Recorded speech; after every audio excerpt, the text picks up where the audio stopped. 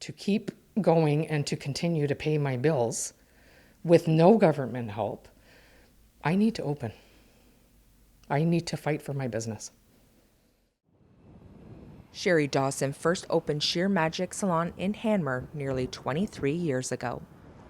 But in light of COVID-19 and the lockdown restrictions that come with it, Dawson says her business and her livelihood are at stake. In the past year, we've lost, in Sudbury, 5 months of income. And it's devastating. I did come here a couple of times and I looked around my empty salon and I was angry, thinking, we're illegal. I also sat at my desk and I cried. And I thought, how much longer can we do this? But I vowed to myself that I would do whatever it took to send out letters to the MPPs, whatever. I signed the petitions, I had my own petition, but we're getting nowhere and we're not getting heard. So it came to a point where I thought the only way they're going to hear us is if we stand up. Dawson said she still hasn't received any government funding from the 2 prior lockdowns. So when the Sudbury region entered its 3rd lockdown on March 12th, she decided to keep her salon open, regardless of the restrictions put in place. Well, through the first lockdown, also due to the fact that we didn't qualify for CERB, I had to sell equipment. I had to pull RRSPs. I never should have had to do that.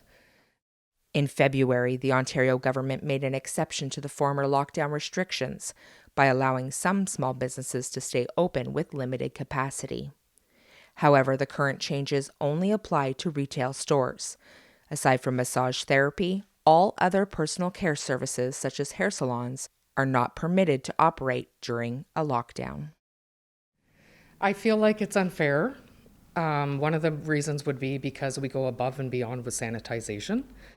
In addition to being screened for COVID-19 when they arrive, everyone in Dawson's salon is required to sanitize their hands and wear a face mask at all times.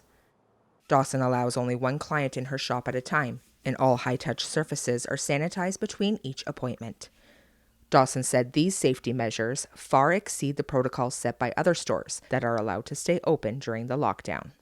I don't think that any other business other than personal care is actually checked into by the health unit as much as we are.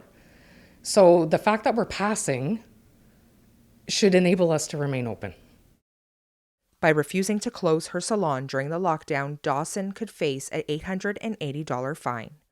While she has not been contacted by police or the Sudbury bylaw office yet, Dawson said she is prepared for the repercussions and will dispute any fines that may be issued.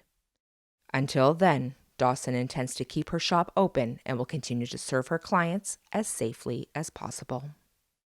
A lot of your clientele become your family and friends. Some of them have been coming for years. You know everything pretty much about them. They confide in you. For a lot of them, this is where their mental health is lifted back up again. And that's important. Heather Green Oliver, Sudbury.com.